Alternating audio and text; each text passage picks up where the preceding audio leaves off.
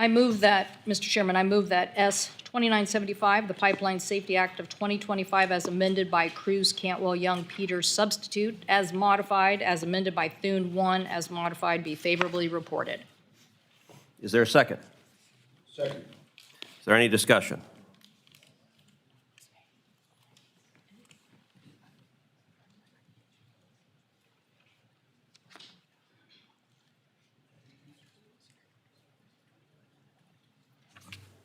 Sorry, Mr. Chairman, I was congratulating Mr. Curtis on some legislation he moved in the Ag Committee. I apologize. Mr. Chairman, I'd like to call up Luján Amendment number 2.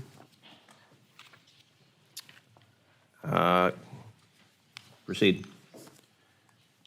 Mr. Chairman, this amendment is pretty simple. It looks at some of the things that have happened in our communities over the last few years, and it's quite simply saying that some studies need to be included, some weather occurrences need to be included in these studies, and that we should do something about it. So in February of 2021, for example, Winter Storm Uri caused widespread extended blackouts in New Mexico, Texas, and other south central states, owing in part to low pipeline pressure. Now, the Texas cold spell was 25 degrees below average temperature. That's extreme cold. Tragically, this resulted in 246 storm-related deaths. I mean, people died.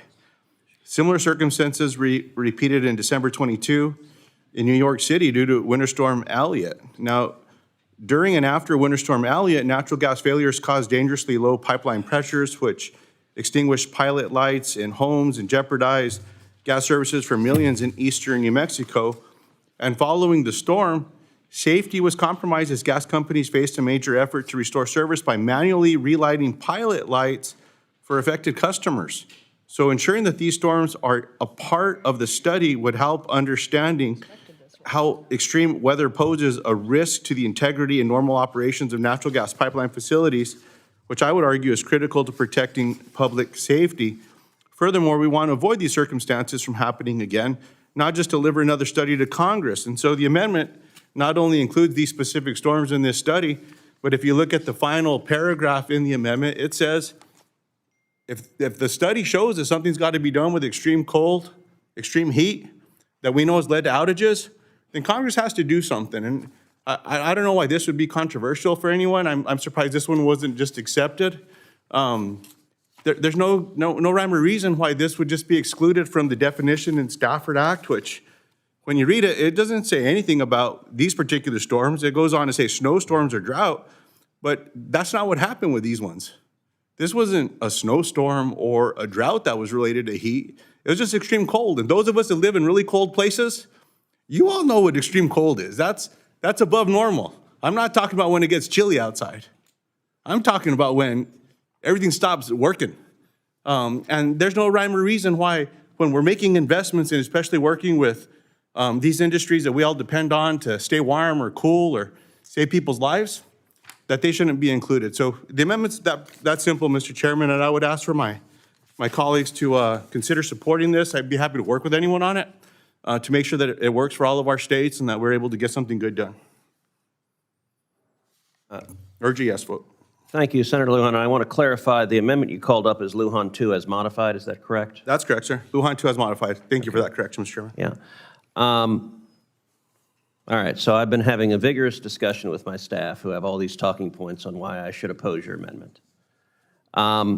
You have 3 amendments that you're proffering this morning. Yes, sir. I'm going to suggest, Senator Luján, something. If you're willing to withdraw the other 2, I'm amenable to adopting this amendment by voice vote. I withdraw the other 2, Mr. Chairman. Then I suggest we adopt this by voice vote. My staff's talking points say it's duplicative, but this would not be the first time Congress has done something duplicative, and I'm confident it will not be the last. And so all those in favor say aye. Aye. Those opposed? The amendment is adopted. Are there any other amendments or any other discussion?